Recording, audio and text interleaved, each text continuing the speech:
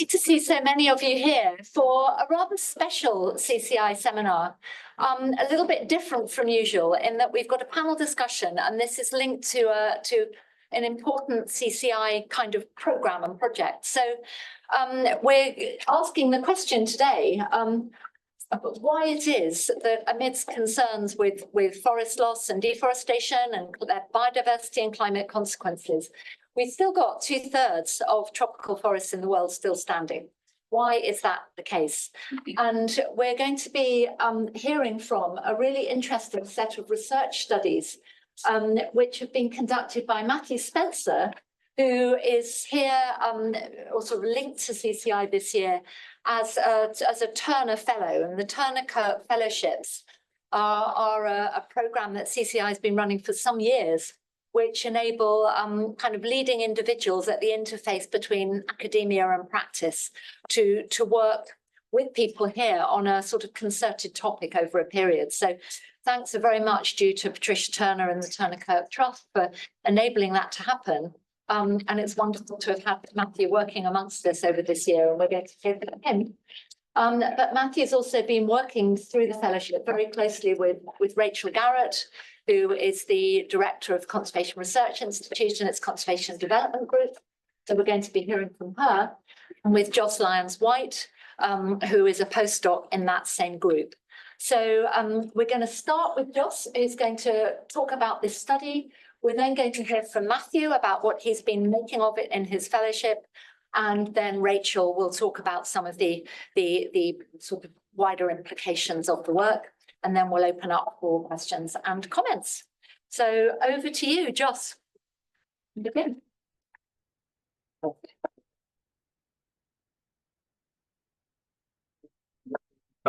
So I'm going to start by talking about this Delphi study that we did on what factors contribute to forest protection in the Brazilian Amazon and Indonesia. So as Melissa just said, we know that deforestation has been a major problem for the last 50, 60 years. Just in the last 20 years, the world has lost over 400 million hectares of tropical forest, of which 65 million hectares was primary forest. And yet, over 1 billion hectares of primary forest still remain. So why is this? And to answer this question, we looked at 2 regions where there are still vast tracts of tropical forest remaining. The Brazilian Amazon and also the Southeast Asian rainforest in Indonesia. Now, we know quite a lot about why some particular policies can reduce deforestation due to modern econometric methods and remote sensing techniques. And we also know that significant areas of forest remain because they're just inaccessible. So they're either on steep slopes or at high elevation, or there's lack of built infrastructure allowing people to get there. But there are also other factors that are contributing to protecting forest at the forest frontier, and these are not necessarily so easy to measure with the methods that we have. But one way that we could maybe fill that gap is by drawing on the expertise and knowledge of experts who've been working in these regions for decades. Collectively, the experts we spoke to have centuries of experience in these regions. So we asked them why they think forests are still standing and what combinations of factors are contributing to that. So we did a study, which is this Delphi study, which is basically involves multiple rounds of anonymized surveys. We are trying to elicit knowledge from experts. And we spoke to we included 36 participants, of which 17 had knowledge in Brazil and the Brazilian Amazon, and 21 in Indonesia. 2 participants had knowledge in both regions. So we did really a 3-round Delphi process, which means that we did these anonymized surveys that I mentioned. In the first round, we asked these experts to tell us what factors had contributed to protecting forests. And there were 79 factors that were mentioned in Indonesia and 73 in Brazil. We then went through all these factors and we picked the top 15 most frequently mentioned factors in either country, and we presented them back to participants in a second round survey. And we asked them to firstly pick the top 5 factors that they considered to be most important. And then we asked them to say, okay, of all the factors identified across, the top 15 factors identified across both regions, which ones would they put in an ideal mix? So not what's actually contributed to forest protection, but what ideally would contribute to forest protection. This was as far as we planned to go. So we then had a workshop where we presented our findings back to participants and we tried to discuss and interpret them together. But then through that workshop, it became clear that one really important variable that we hadn't considered in the first 2 rounds of the survey was time and how the importance of factors changes over time. So we did a 3rd round survey where we asked participants to comment on how, to feedback on how these factors' importance changed over time. So straight into the results from the 2nd round survey where we're asking participants to pick their top 5 most important factors. In Brazil, by far the most important factor chosen by 73% of participants was political will and leadership, which of course is very difficult to measure in terms of its impacts on deforestation. Law enforcement and also the plan for protection and control of deforestation in the Amazon, which is the PPC dam, and monitoring were also selected by around 2/3 of participants. I'm just showing the factors which are selected by at least 1/3 of participants. You can see that Indigenous rights makes an appearance, but also these forest-focused supply chain policies, or FSPs. So these are voluntary policies adopted by companies to reduce deforestation in their supply chains. They were selected, but only by about 1/3 of participants. Now, when we presented all the factors back to participants and asked them to choose which ones would go into an ideal mix, we can see that those forest-focused supply chain policies, or FSPs as we call them, these are things like the soy moratorium, they drop out of the most selected factors altogether. Indigenous rights moves up, but political will and leadership remains by far the most important factor. And we also see an appearance being made by international diplomacy and pressure through conferences of the parties of the UN Framework Convention on Climate Change. Now turning to Indonesia, we see a slightly different picture. So whereas in Brazil, there was this emphasis on the importance of public factors, public sector factors, political will, law enforcement, and these public policies, in Indonesia, by far the most selected factor in the top 5 was these forest-focused supply chain policies like no deforestation commitments by companies. Although the forest and peat moratoria, which were decreed by the government to end the provision of new licenses for forest and palm oil development, were very important, as was law enforcement. But then interestingly, advocacy by national and international civil society organizations also made an appearance. So whereas we saw that real emphasis on public factors in Brazil, there seems to be much more of a mix of public, private, and civil society factors in Indonesia. Then, very interestingly, when we asked participants what would actually be the factors they put in an ideal mix, we see that these forest-focused supply chain policies, which are the company policies, drop right down to just over 1/3 of participants, and political will and leadership, which did not appear in the top 5 selections, actually then is chosen by over half of participants. So how does the distribution of these factors' importance change over time? Well, just bear with me because this figure is a bit complicated and we're still working on it.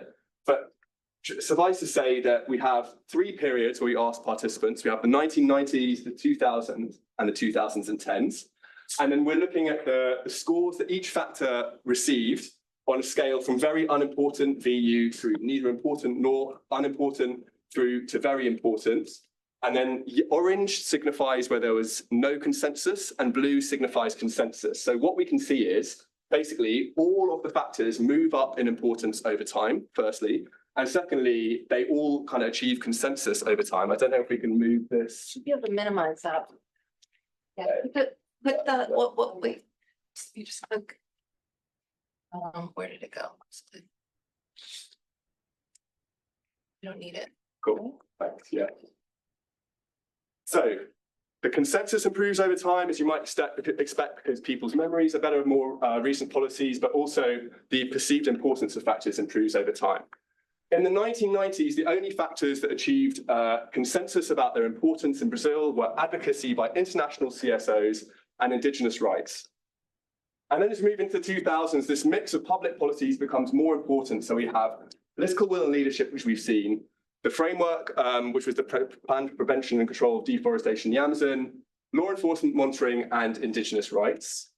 And then by the 2010s, some of those factors drop out, but the forest code becomes more important, and political will and leadership remains very important. And what's interesting is that public awareness and international diplomacy, which again are kind of a bit nebulous and hard to measure, they remain at least important throughout the 2000s and 2010s. Now, if we think about Indonesia, we can see a similar pattern where all of the factors' importance grows over time, and also consensus about the level of their importance grows over time. There wasn't really consensus about any of the factors in the 1990s. Some were considered neither important nor unimportant, and some were considered at least somewhat important. But by the 2000s, we see this mixture of public and civil society policy factors becomes important again. So political will and leadership, civil society activism and advocacy, and also law enforcement. But then by the 2010s, only political will has attained a level of very important, and it was the only factor that was very important in any period. But there was consensus that regulation, which was fire controls, private certification, like Roundtable on Sustainable Palm Oil and Forest Stewardship Council, and then national legislation were important. So again, we can see a bit more of a mix of public and private and civil society factors in Indonesia than in Brazil. Interestingly, when we asked participants about factors over time, there was never consensus about the importance of these forest-focused supply chain policies, these company policies at any time. Although again, they clearly increased in importance, at least on average score. So what can we conclude from these findings? Well, we know already that legislation, law enforcement, and monitoring capacity are really important for protecting forests in both regions. But less tangible factors like advocacy by civil society organizations, international diplomacy through conferences of the parties, public awareness, and also crucially, political will and leadership are also crucial. And it seems, based on what we've seen in, at least in Brazil, that the CSO advocacy and public awareness and diplomatic pressure through COPs are kind of important antecedents for generating that political will over time. So we must consider the political economy of the regions where deforestation is an issue to try and understand how forests can be protected. And our findings reveal the importance of longer run coalition building, institutions, and international cooperation for ensuring that forests are protected in the long term. So thanks. I just want to say we've got several of our participants here, but more have not confirmed yet they want to be co-authors in the study. But thanks so much to all of our participants who contributed to this work. Thank you.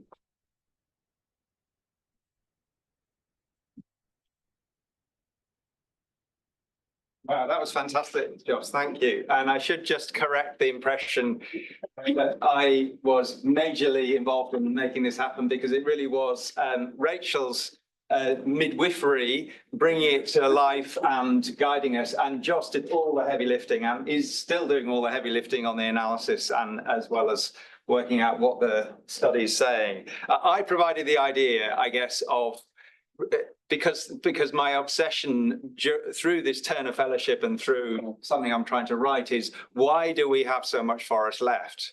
Economics and politics suggest we should have much less. Every hectare of tropical forest is usually worth at least 4 times more clear than it is standing. And despite all of our efforts over many decades to ensure payments for ecosystem services or for carbon accrued, those payments are at minuscule levels and are not covering most of the hotspots of tropical forests around the world. So why so much forest left standing? Now, clearly access is going to be a major factor in some parts of the world. The difficulty of clearance, the lack of roads, the mountainous or difficult terrain, but it cannot explain why we've got 1.2 billion hectares of tropical forest left. And my assumption, my hypothesis is that it's to do with a combination of institutions, organizations, individuals making the political economy of their countries and their jurisdictions work for extant forest in one way or another. And so this study was a fantastic way of testing that hypothesis with experts and ensuring that there's some sort of analytical underpinning to my personal hypothesis. And it comes from, I guess, from the fact that I've returned to forest issues. My day job is working on tropical agriculture with IDH, and I come back to tropical forest issues after 30 years away. I started in my 20s in Latin America and really asking the question, what's changed and why has it changed? And why why is all of the news negative when we've still got 2/3 left? And of course, it's because news reports change, and the change is the flow of deforestation.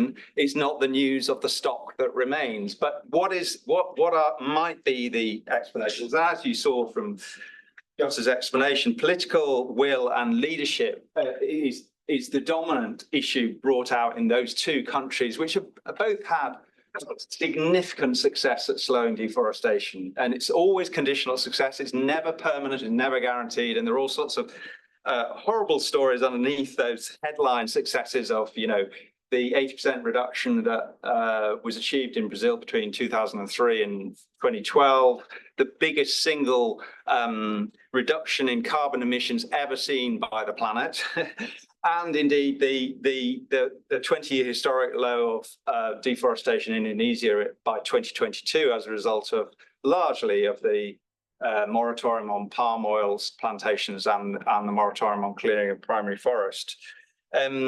So you know, as the views of these experts suggest, political leadership comes from a long tail of civil society action. And what that looks like and feels like is very different in Brazil than it is in Indonesia. In Brazil, you have highly contested political politics around land, and you have this enormous pendulum effect between successive administrations. And when I talk to Brazilians about, like, how do they think about that pendulum effect? You know, as good Democrats, they say, well, that's inevitable. We have to live with the consequences of that. But it does make for some rather dramatic impacts on forests. In Indonesia, it's a much slower, more consensus-based system where most governments tend to adopt the policies of the last or evolve them, and it's much more gradual, much less spectacular and much less reported, actually, but there seems to be a sort of more stability to the political economy of Indonesia, although they have a lot less forest than in Brazil, and the numbers are really quite dramatic in terms of the Brazilian Amazon's importance to the overall global numbers. About a third of total tropical forests left are in the Amazon, and of those, the majority, three-quarters are in Brazil, about 400 million hectares. In the last 20 years, we've lost about 40 million hectares in the Brazilian Amazon, which is about twice the size of the UK land area. But we have 400 million hectares left, which is about the size of the European Union. So from Bulgaria to Finland, you know, Czechoslovakia to Portugal, that vast area is Brazilian Amazon standing forest. Now, it's not all in good state. There are many areas of degraded forest and deforestation and all sorts of threats to that forest. But nevertheless, it's an extraordinary achievement. And what the study suggests is that, you know, it is many of the things we've heard and read about, but put together the effects of political leadership that come from civil society action. And what that political leadership then leads to is obviously very different in different countries. But if Lula and Marina da Silva are the kind of poster children for sort of command and control type political leadership, even they have had, there is a long tail. You know, the first Brazilian campaigners working on protecting Yanomami land in the 80s under the military regime, and there's been a very long history, and indeed the 1992 Earth Summit in Rio was the catalyst for setting up forest monitoring in Brazil, and which eventually became public later on, because the then Brazilian president was so fed up of having to live with NASA numbers that he didn't accept and didn't believe, and wanted and commissioned the Brazilian Space Agency to set up their own now very, very impressive system of monitoring in Brazil. And the Earth Summit itself, of course, was largely a product of civil society pressure. So if political leadership is dominant factors in Indonesia and Brazil, I think it's also worth thinking about where it doesn't work, and in less stable contexts like Liberia, where I've been interviewing lots of people, both activists and former government ministers, where there is there has been huge and tragic recent history in Liberia from 2 civil wars and successive governments with very low capacity to implement policies they might adopt, and a citizenry of which 50% are still living in extreme poverty.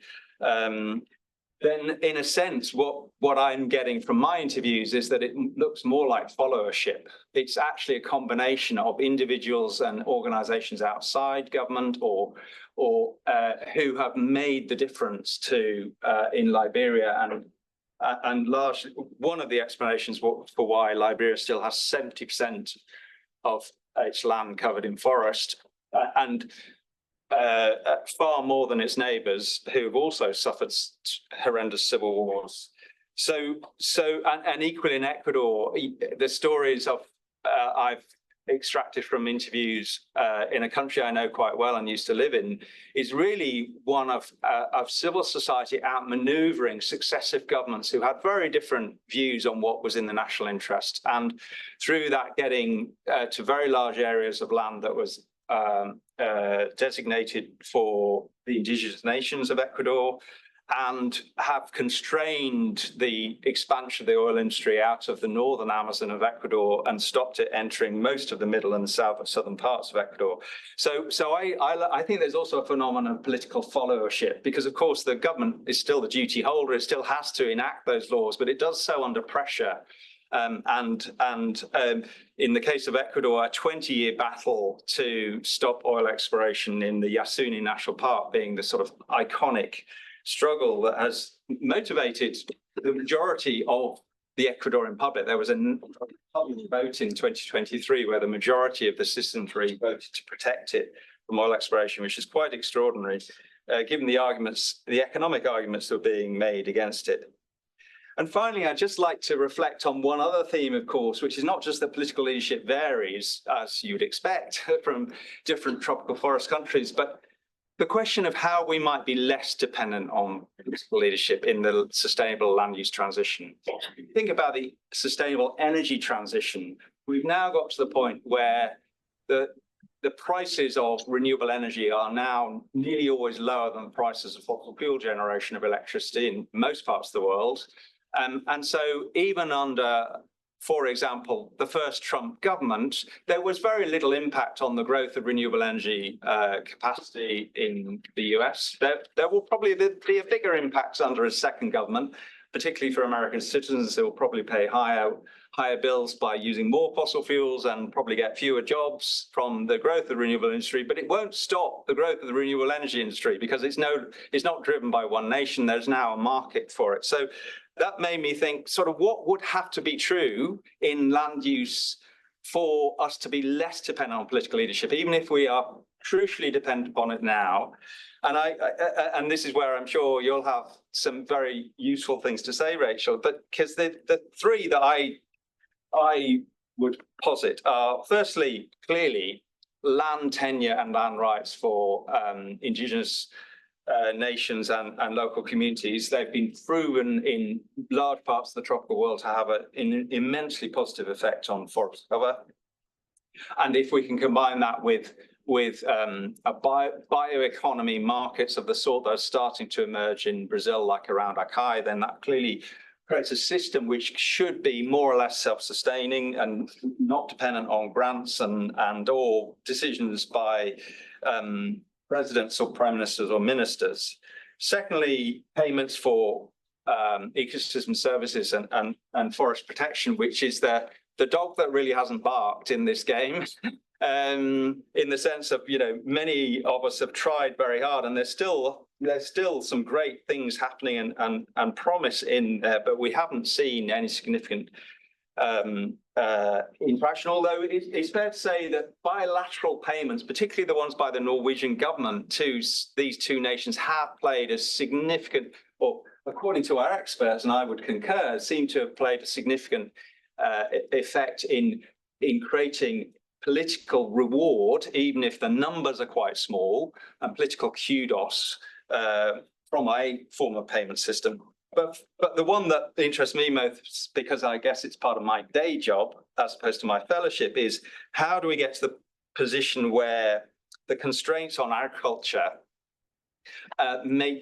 which is the main driver of deforestation, are such that it is not a significant driver any longer. And clearly there's a supply side element to that in terms of what those markets parameters are. And the EU deforestation regulations is an example of a very hard piece of regulation that will put constraints around 7 of the commodities for 1 of the markets. Unfortunately, the European Union is no longer a dominant buyer of many of those commodities. Outside of cocoa and coffee, it will have a much smaller effect. And there's a whole separate seminar to be had about the pros and cons of that particular regulation. But there are many other forms of constraints, company policies themselves, and of course the demand side, the big topic that Andrew and others will be debating tomorrow in the food system session about the demand for protein principally, and which direction that goes in different parts of the world, because whether that is principally the growth of animal protein or predominantly the growth of plant protein will make a key difference to how much pressure there is on natural ecosystems, of which forests are going to be the largest. So those would be my comments or responses to the fantastic insights we've had from the study, and an encouragement to all of us to think about what are the dynamics that determine the stocks of forest, or indeed any other ecosystem, rather than just focusing on the flow of deforestation and the political economy factors that might underpin those. Thank you.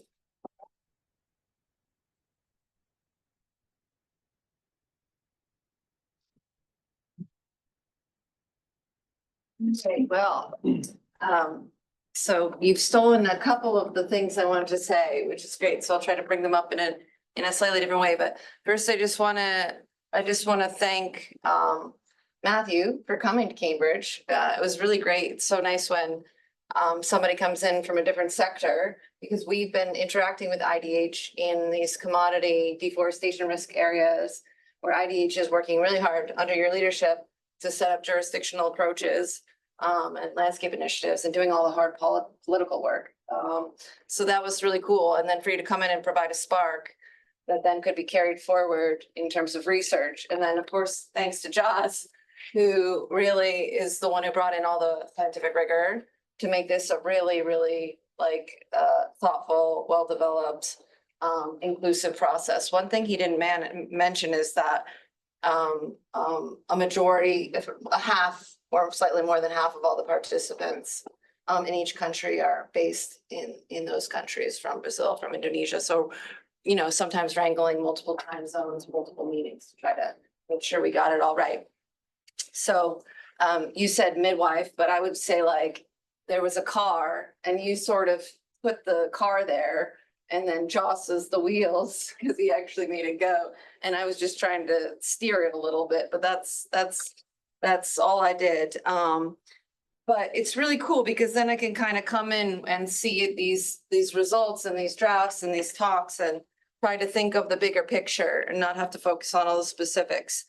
And so the first point I wanted to make that's more broad than this talk is, what do we get when somebody comes in from outside science and flips a question on its head? Because I've spent the last 15 years studying why we're losing forests and not why we're keeping them. And why did we never ask the question of why we're keeping them? So I think what that brings with all of this is 2 things. One is a theme that Melissa brings up a lot here, which is about hope and positivity. And in a talk at a recent conference I was at, Pedro Brancaleone, a restoration ecologist, was making the case that we need hope without wishful thinking. And I think that's the kind of thing that we get out of this kind of study. There's a broader field called bright spots, and trying to analyze bright spots and things like that of what works. And I think that resonates sometimes more with the broader public than what we do as scientists. Even if the media hangs on to negative results, what really motivates policymakers and private sector actors is actually what works. And I get this question all the time in every continuing education class that I get. Can you actually tell me what works? That was really depressing. Are there any positive cases? Literally every time. The other thing that we get about flipping on this head this question on his head is focusing on, as this is the point that Matthew already brought up, is focusing on stocks. So many of us who are quantitative scientists, you know, in my group, we are qualitative and quantitative, gives us a lot of flexibility, but on the quantitative side, we're always drawn to change. We just want to study things that change because then we can apply a lot of cool statistical methods. And that really limits the scope of what we're looking at. This came up for me in a recent study of trying to understand how culture influences land systems.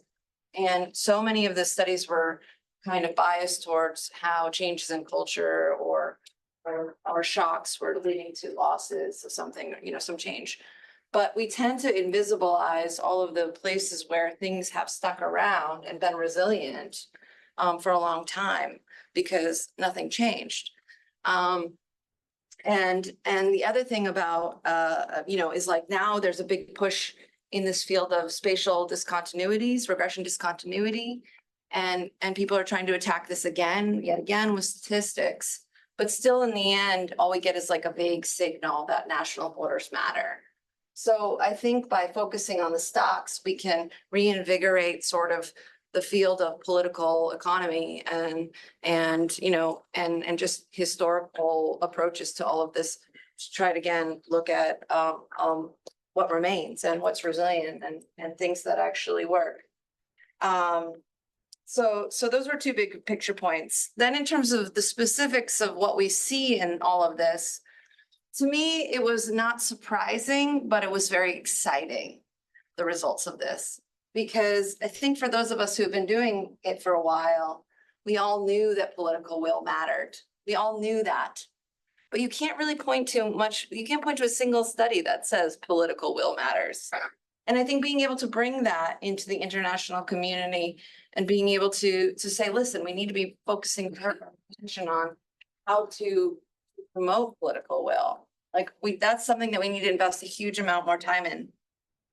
The law enforcement is one, again, not surprising, because where people have been able to study this, they've shown it time and time again that it's important. But yet again, we don't have a huge focus on law in the conservation sphere in CCI. And that's another thing that we've been talking about invigorating. And then finally, in light of the fact that 2 COPs just happened, you know, on biodiversity and in climate, I think that this focus on diplomacy as being a key part of the mix is a hopeful one, because most of us walk out of these things and say, gosh, nothing happened.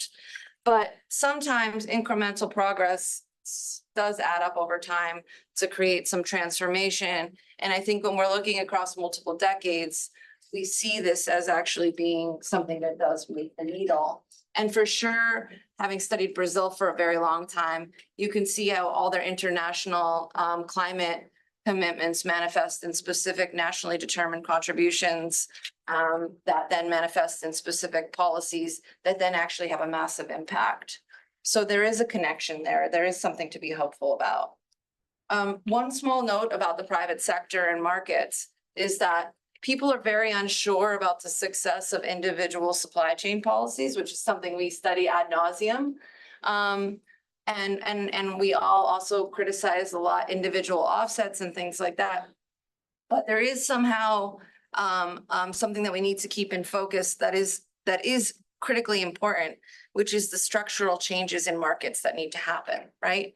So we can be skeptical about individual market mechanisms and individual private sector interventions, but there is something really important about high-level payments, bilateral payments, or shifting the whole orientation of markets, as you were mentioning with, you know, challenging conventional economies with non-timber forest products, things, or actually the ecosystem services that arise from forests. I do want to make a criticism of our own work, which is what we don't see by our approach. So I think we've seen some new things through this, but we also are invisibilizing others. And the things that we're invisibilizing are all the grassroots efforts. So if it doesn't scale into some, you know, homogeneous sort of bucket, it doesn't arise as being prominent. So there could have been, you know, individual grassroots things going on that were important but don't show up. We also don't see individual responsibility appearing anywhere in here. And so the aspect of consumption and consumption changes or in the idealized mix. So a lot of stuff is focusing on what's already there. And what's already there in terms of consumption is pretty bad. But in terms of what could be there in the idealized mix, nobody brought up changing our consumption or policies to change our consumption. And then the other thing that I think is that we're focusing on these two forested biomes, and Brazil and Indonesia have already received a huge amount of attention. So maybe there's less to learn from those places, and the insights you have about places like Liberia and other highly forested nations deserve more study. I'd also like to say that we're contributing to something that's called creating sacrifice zones in a way, because we're pulling attention again to these high forest nations with rainforests and things like that, and ignoring what's happening in dry forests and savannas. And so, we are acknowledging all of these limitations, trying to make a contribution in a place where we had a lot of expertise. But I would really encourage people in these audiences not to fall into these same traps and explore other contexts that are often ignored.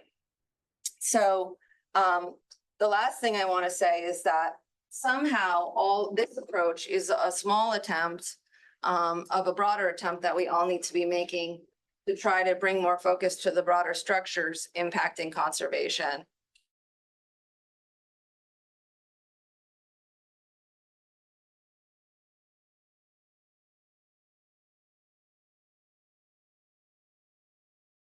Logically, there's a lot of work to be done.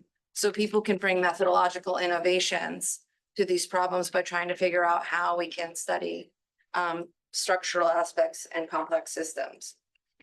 Beyond that, my job now was basically just to first bring some of these questions back to Joss and Matthew for comment. So I'll repeat the questions in a second, but then it will be turning over to you, because we really wanted to we debated a lot trying to bring on people from other countries onto the panel already to give their feedback. But then we thought, the audience is going to have people who are coming from other countries and can bring their perspectives. So I don't want to take too much more time up as a panel so that we can have a discussion, but I just want to quickly ask, before I give it over to Melissa, whether or not there's anything that Joss or Matthew that you want to add in terms of, what we get out of this from flipping on its head, what we see, what we don't see. Do you have any additional comments? Well, as you know, Rachel, we debated in the early stages, could we take an African country and do a three-way comparison? And at the time, I felt like I didn't have enough of a story that would be a story of success. Although with hindsight, I think we could have introduced Gabon. But Gabon is a very distinct and economically very distinct part of Central Africa. So, and one of the questions we've got is what are our thoughts about how these factors might apply in an African context? And of course, it's a huge continent, and it's not easy to answer that question. But I think we are looking, in this study, we're looking at two middle-income countries with highly capable state institutions and very dynamic private sectors. And that's a very different story than looking at lower middle income countries where you have low state capacity and low levels of certainly international private sector engagement. So it's a completely different dynamic, and it deserves a separate analysis, I think, to do that justice. Thanks. Yeah, in response, maybe I could just say, well, firstly, I want to say something I was remiss at the beginning. I didn't say thanks to you both for including him in this. It's been a great thing to be part of, so thank you so much. In terms of what you said, Rachel, about invisibilizing grassroots efforts, I think there's also something about the fact that we kind of conceptualized experts in this as experts in research or practice who had recently published on this subject or were recently in some way kind of publicly active on this. But as you say, there are these grassroots movements where there are kind of local experts who might have local knowledge. And that's something we just didn't include here, partly because of the way that the kind of bounds that we had to impose on this study. But that would be another thing which would be interesting to look at. So that. Yeah, that's a great point. Yeah, thank you very much. Great. Well, thank you so much to the three of you. We've got about 20 minutes, so I just want to open this up then for further questions and comments, either on the specifics that you've heard, but also I think on some of these wider points of the kind of work that we've had talked about here and what kinds of issues it brings up or approaches it brings up that may not be kind of at the heart of what CCI or CRI researchers normally do. I mean, I'm just to add one thing. I mean, Rachael raised the broader point about law, which clearly comes through as important, political will. But how often really in the CCI community do we engage with political scientists who are analysing state regimes, state civil society relations, unpacking this black box of political will? So I think there are a lot of implications here for the kind of work we might do collectively.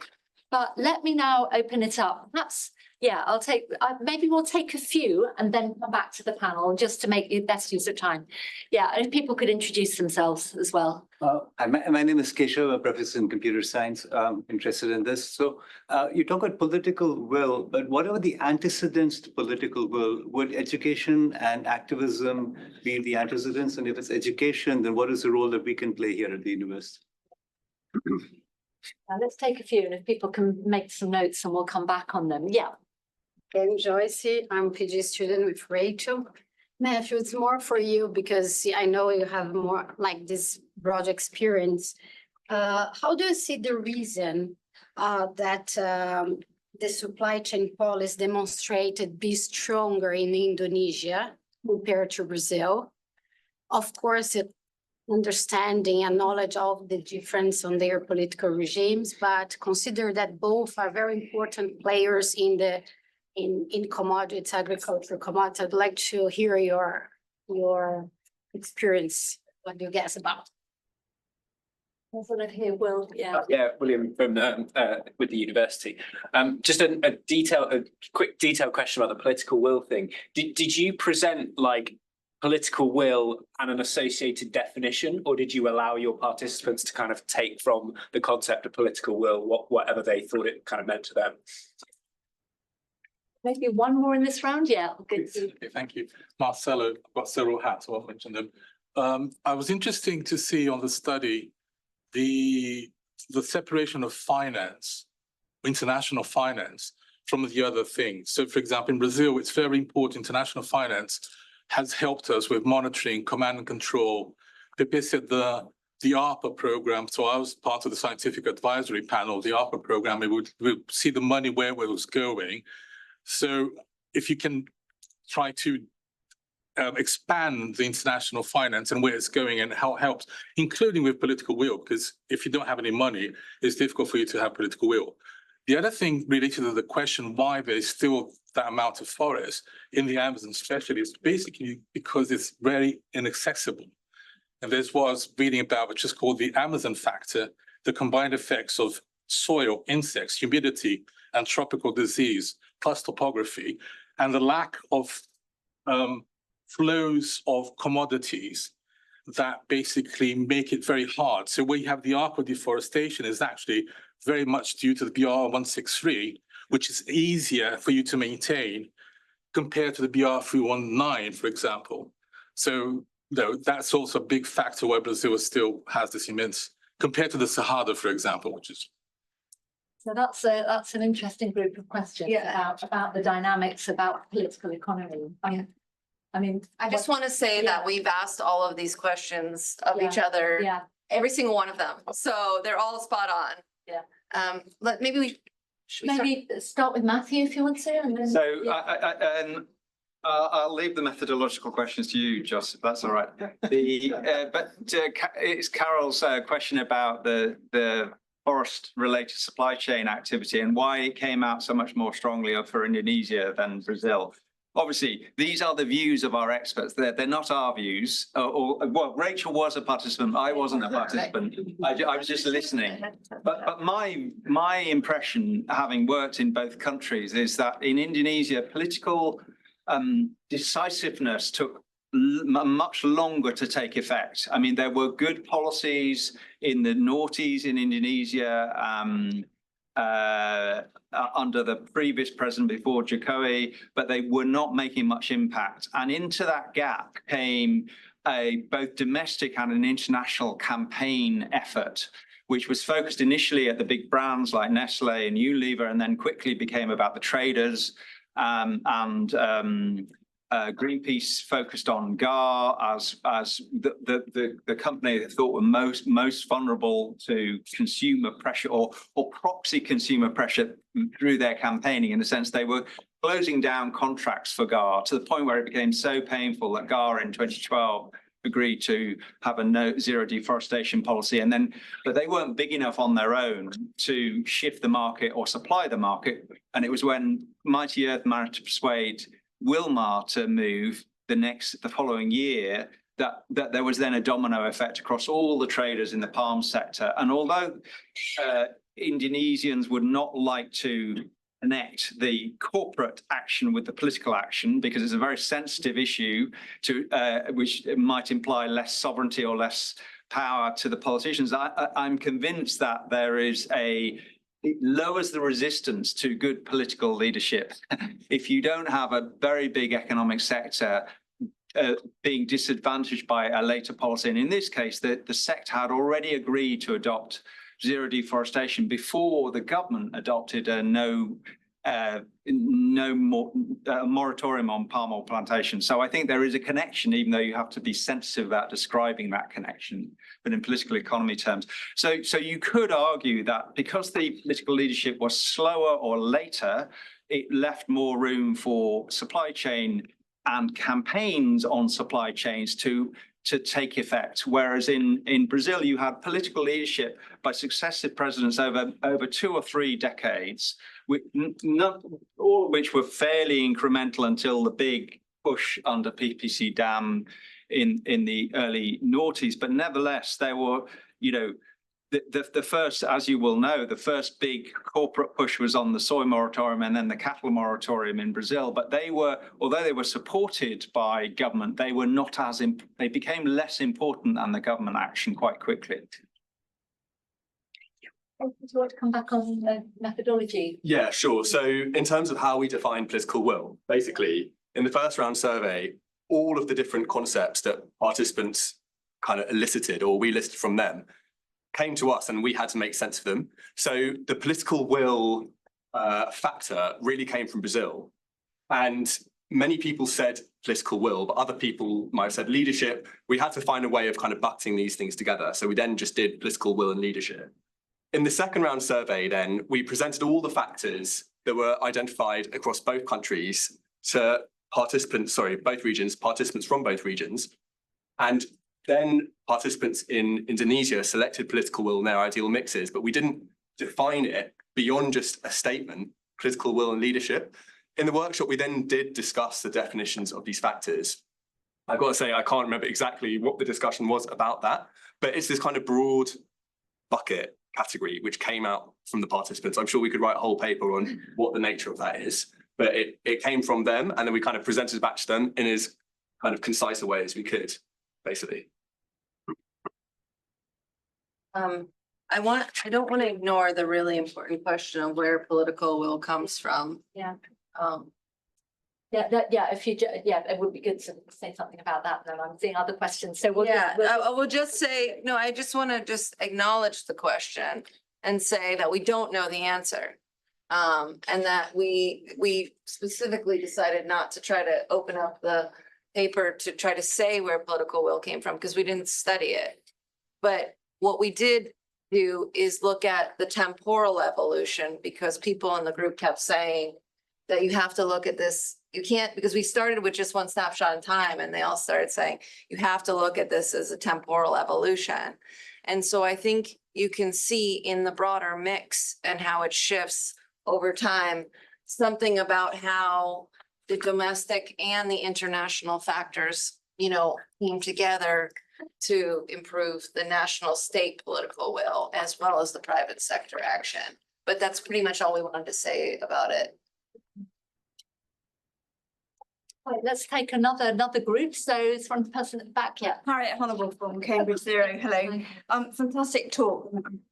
Need to hear it, not least as the Brazilian ambassador was in Cambridge this week, talking with great pleasure about the support between Brazil and the UK on their NDCs and on forests. You're talking about political will, it doesn't happen in a vacuum, both domestically, regionally, or internationally. I'm just wondering if it's possible to consider this further work in terms of a more granular assessment using data. And to give you, by contrast, another piece of work done on innovation and IPs generated after COPs and their diffusion globally.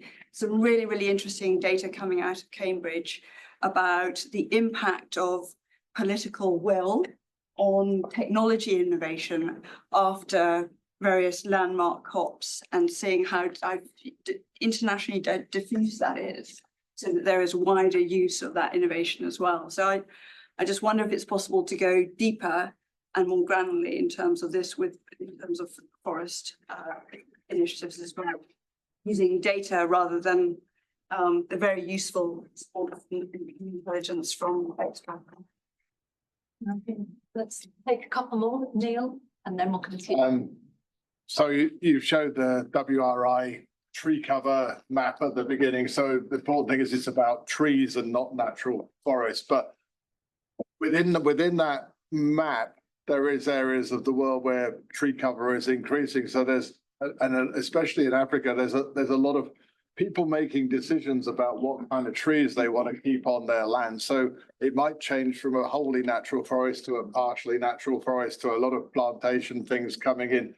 It's a change of the forest or a change of the tree cover, but it's completely a decision by local people about what they want in their area and what's useful to them. So there is a sort of driver about forest changing into something that's very useful to the people in that area.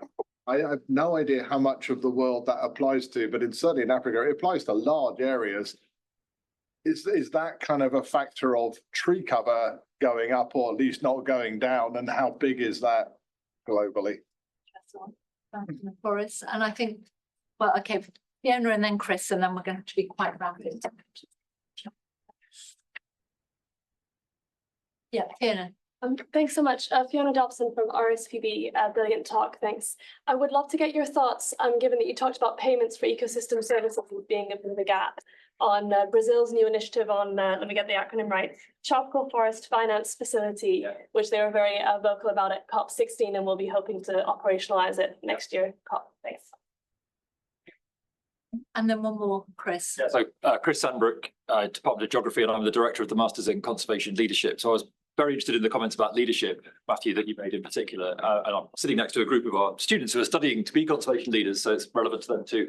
I was wondering if you could just say a little bit more about who are the leaders that you're referring to? Are these is this code for kind of political leaders, the president, or are you also talking about corporate leaders, NGO leaders, more broadly? And then in terms of action, do we just have to sort of accept that sometimes we'll get good leaders and sometimes we won't in this space? Or what steps can be taken to actually kind of try and encourage positive leadership? Good. And thank you. Finally, there were two questions from online, which I hadn't realised were happening, but here they are. And so you'd be thinking about how you're going to come back quite rapidly to some of these. They're both about Indigenous people in different ways. So the first is, can you say more about local experts, particularly Indigenous, and what works for them to have an impact? A changing and diverse picture, I know.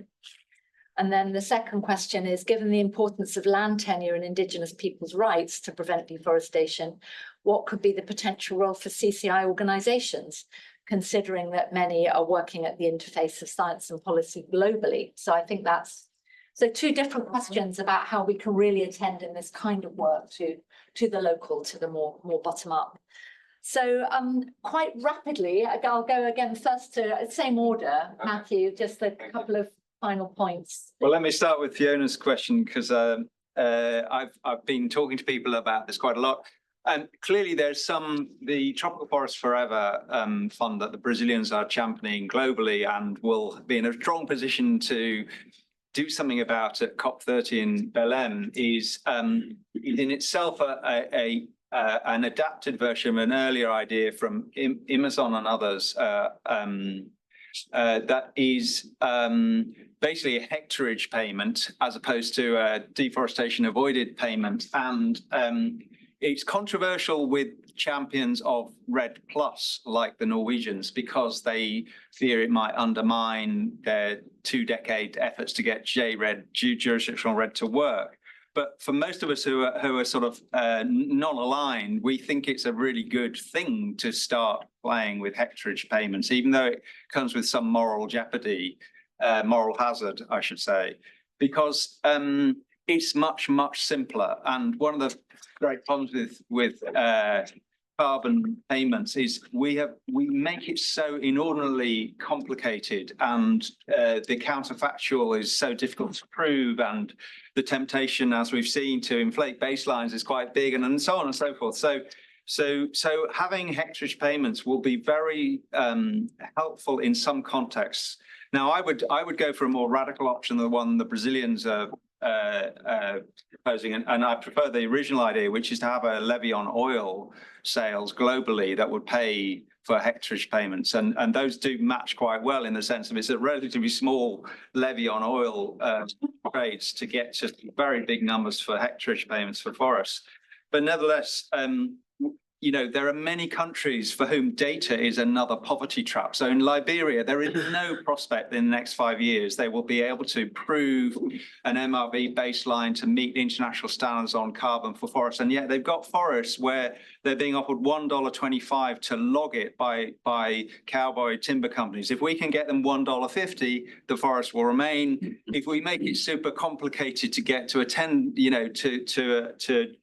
a verified and high integrity jurisdictional REDD process, then we will just lose too much time. So I'm a big fan of taking a more pragmatic approach to forest funding. On Chris's question on leadership, I mean, it really speaks to, we didn't define leadership, I think is the short answer. I think in most people's minds, they think leaders, and they tend to think about presidents, prime ministers and ministers as opposed to community leaders or indigenous leaders or whatever else. But who knows, we can't see into our respondents' minds, and inevitably it gets left pretty open. But to your answer, given that there is an inevitable cycle in political leadership, then I think if you're a Democrat, then you have to accept that. But I think that was my point about what would the situation have to be where political leadership was less crucial, just as it is now less crucial for renewable energy, the fossil to renewable energy transition, certainly in Northern Europe anyway. And what are the conditions in which a combination of land tenure, market signals and market constraints would mean that not everything felt quite so up for grabs in some of these tropical forest frontiers? Sure. Any final comments? Yeah, maybe I can just link a couple of points together. One was about the inaccessibility. There was a comment about tree cover versus forest cover and what local communities might want. And then also there was a question, can we say more about local experts and what does this mean for CCI? So to try and tie some of those things together, I think we were conscious that the accessibility of forests was a factor which wasn't really prominently mentioned by participants here, but was nonetheless extremely important. So we were kind of focused a bit more, or thinking a little bit more about what protected forests at the forest frontier. For people who live in those places, they might have, feelings about what they would like, what would be important for them with respect to this comment about tree cover versus forest cover. But I would say there's massive heterogeneity in many regions where forests remain standing in the kind of the level of community organisation and communities representation and actually their participation in international fora. So if you take Liberia, for example, there are a lot of local organisations where people know what they want for the land, close by to them and they have a vision of what they want and they actually are well organized, but they're just not, for whatever reason, whether it's because of a lack of funding or other issues with access, they're actually not participating in international forums where many decisions are made and where, you know, kind of larger scale political leadership is manifest. So that would be one thing I would say, was thinking about how can community organizations which already know what they want be supported to represent themselves better in international forums. And then in terms of the CCI organizations, what it means for them. Well, that's one thing that could be done, finding these local organizations and supporting them, not representing them, but supporting them to represent themselves, but also considering how important advocacy is. Advocacy is just one part of what civil society organizations do, but advocacy is clearly critically important for driving the political will, for driving leadership and so on. So try to tie a few of those points together. And Rachel, any final word from you? I would just say, okay, on the leadership, we can talk about another study. I won't say it. On restoration, I wanted to make the point quickly, Neil, that we did a similar workshop, but on the theme of nature transformation in West Africa with 11 countries, I think, present. I'm looking at Cleo Cunningham, who's the head of climate and forests of BirdLife. And political will and law enforcement were top on their list too. So it's widely applicable, I guess I would say, in even when you're talking about different types of forests. And then finally, on the two questions from online, I'll just say that there are many people, especially in the West African Nature Transformation Initiative, but also within our Amazon group, that are trying to get funding in this area of trying to understand what Indigenous people want, what they think works, and you know, how we can link that into challenging conventional economies. So contact me, you're online, and we can talk about that. Yeah, right.